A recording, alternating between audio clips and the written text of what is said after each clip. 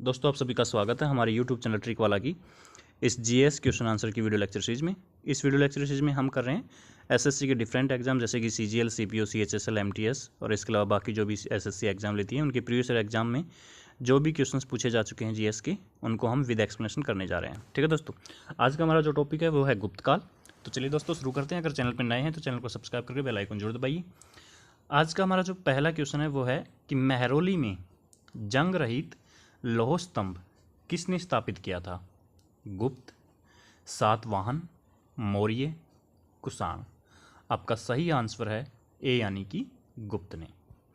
जो दिल्ली के पास जो महरौली है उसमें जो लोहे का एक स्तंभ खड़ा है, लौह स्तंभ, जिसको कभी जंग नहीं लगती है, वो किसने स्थापित किया था? यानी कि किस शासनकाल के दौरान उसको वहाँ पे खड़ा किया गया था, स्थापित किया गया था? तो वो किया गया था गुप्त काल के दौरान। ये question SSC stenographer grade C एवं डी परीक्षा 2012 में पूछा गया था। चलिए अब इसका एक्सप्लेनेशन हम लोग देखते हैं। एक्सप्लेनेशन में कहा गया है कि महरौली का लौह स्तंभ गुप्त शासक चंद्रगुप्त द्वितीय ने बनवाया था। दक्षिण दिल्ली में महरौली स्थित लौह स्तंभ में चंद्र नामक शासक की विजयों का उल्लेख है। यानी कि चंद्रगुप्त द्वितीय को उसमें चंद्र नाम से पुकारा गया है। यह स्तंभ गुप्तकालीन धातु विज्ञान की समुन्नत होने का ज्वलंत प्रमाण है। ठीक है, चलिए नेक्स्ट क्वेश्चन देखते हैं।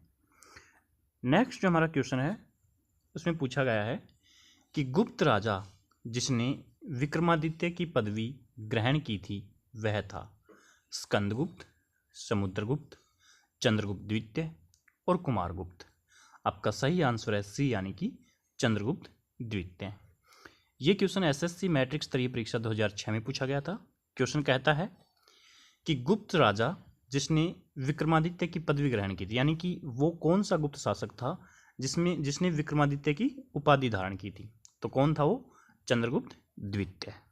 चलिए इसकी व्याख्या देखते हैं।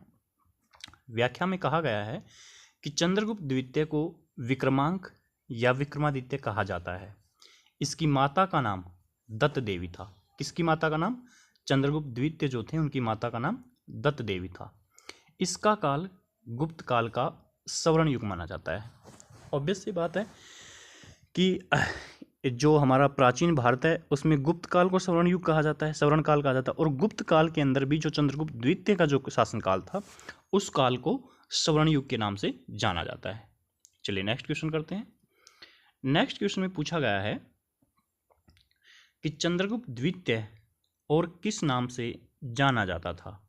समुद्रगुप्त, स्कंदगुप्त, विक्रमादित्य और राणागुप्त। आपका सही आंसर है सी यानी कि विक्रमादित्य। हमने अभी ऊपर क्वेश्चन में पढ़ा था कि चंद्रगुप्त द्वितीय जो था उनको विक्रमांक या विक्रमादित्य के नाम से जाना जाता था।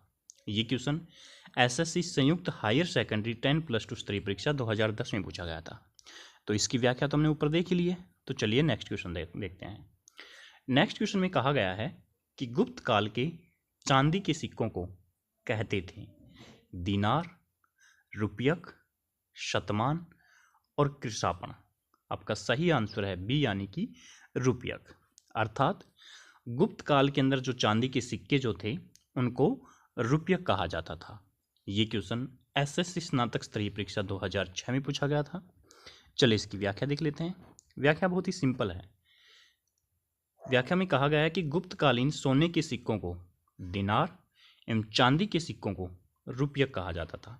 ठीक है, गुप्त काल में जो सोने के सिक्के थे उनको तो दिनार कहा जाता था और चांदी के जो सिक्के थे उनको रुपयक कहा जाता था। चलिए नेक्स्ट क्वेश्चन करते हैं। नेक्स्ट क्वेश्चन में कहा गया है कि हरिसेन निम्नलिखित राजाओं में से किसका राजकवि था? अशोक, समुद्रगुप्त, चंद्रगुप्त और हर्षवर्धन। आपका सही आंसर है बी यानी कि समुद्रगुप्त। ठीक है, जो हरिसेन जो थे, जो कवि थे, वो किसके दरबार में राजकवि थे? समुद्रगुप्त के राज दरबार में। ये क्वेश्चन एसएससी मैट्रिक स्तरीय परीक्षा 2006 में पूछा गया था। चलिए इसकी व्याख्या देख लेते हैं। व्याख्या में कहा गया है कि हरिसेन समुद्रगुप्त का राजकवि था।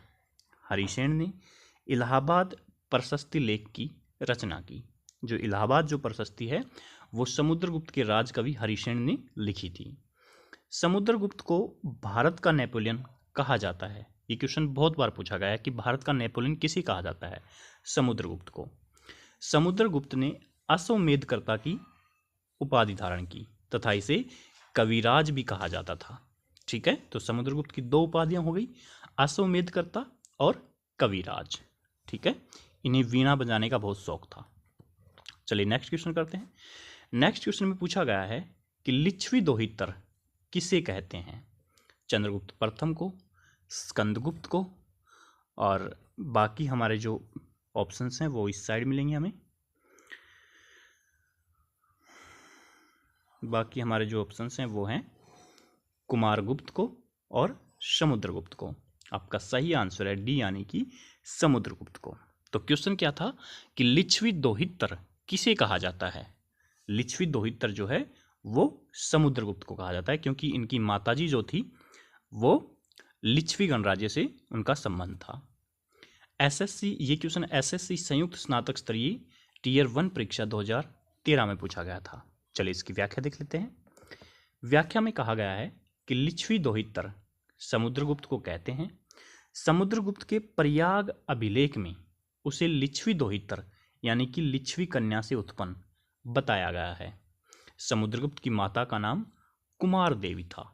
ठीक है, और ये लिच्छवी गणराज्य की राजकुमारी थी। कौन? समुद्रगुप्त की माता कुमार देवी। और इसे लिच्छवी दोहितर किस अभिलेख में कहा गया है? प्रयाग अभिलेख में। ओके, चलिए नेक्स्ट क्वेश्चन करते हैं।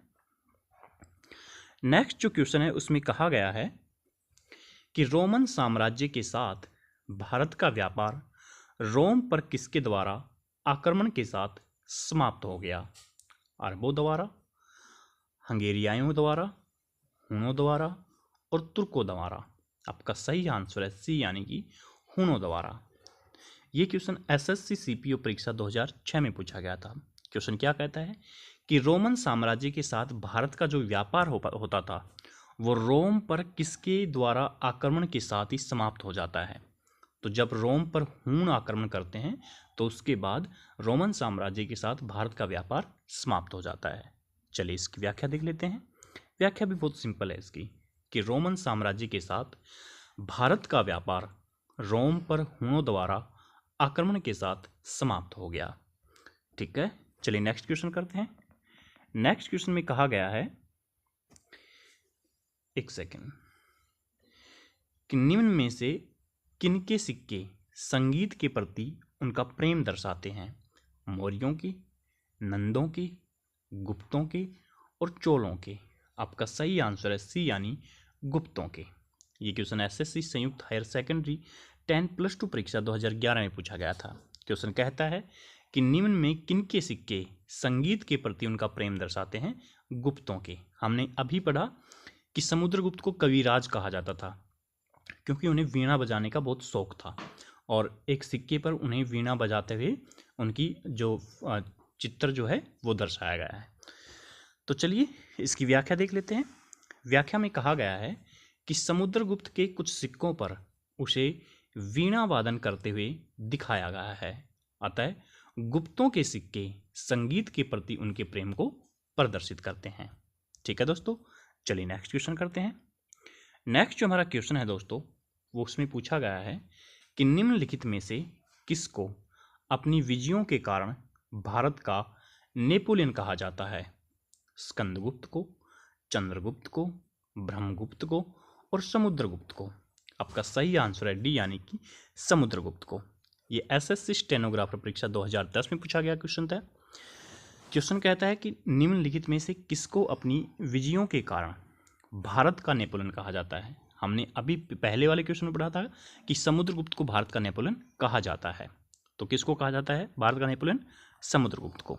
चलिए इसकी व्याख्या देख लेते हैं। व्याख्या में कहा गया है कि समुद्रगुप्त ने अपने शासन के दौरान यानी कि 350 से 375 ईस्वी के दौरान कई युद्धों का सामना किया, परंतु उसे किसी भी युद्ध में पराजय का सामना नहीं करना पड़ा। इसी कारण प्रसिद्ध इतिहासकार विंसेंट स्मिथ, कौन? विंसेंट स्मिथ नाम के जो इतिहासकार हैं, उन्होंने समुद्रगुप्त को भारत का नेपोलियन कहाँ है। ठीक है दोस्तों, चलिए नेक्स्ट क्वेश्चन करते हैं। नेक्स्ट जो हमारा क्वेश्चन है दोस्तों, उसमें कहा गया है कि भारतीय नेपोलियन के नाम से आमतौर पर कौन हिंदू राजा विख्यात है। चंद्रगुप्त, समुद्रगुप्त, बिंबिसार और अजातशत्रु। आपका सही आंसर है बी, यानी कि समुद्रगुप्त। मतलब उसी क्वेश्चन को दूसरे तरीके से पूछ लिया गया है जो अभी हमने इससे पहले वाला क्वेश्चन किया कि भारत का नेपोलियन किसे कहा जाता है। किसे कहा जाता है? समुद्रगुप्त को। और किसने कहा था? इतिहासकार विंसेंट स्मिथ ने। ये क्वेश्चन एसएससी मल्टीटास्किंग परीक्षा 2014 में पूछा गया था। तो दोस्तों आज की वीडियो में इतना ही। कल मिलते हैं एक नई क्लास के साथ। तब तक अपना ख्याल रखिए, अपने आप को स्वस्थ रखिए, तैयारी को बेहतरीन करते रहिए, जल्द से जल्द एग्जाम निकालिए। आपका बहुत बहुत धन्यवाद। अगर चैनल पर नए हैं तो चैनल को सब्सक्राइब करके बेल आइकन जरूर दबा लीजिए। मिलते हैं नेक्स्ट वीडियो में।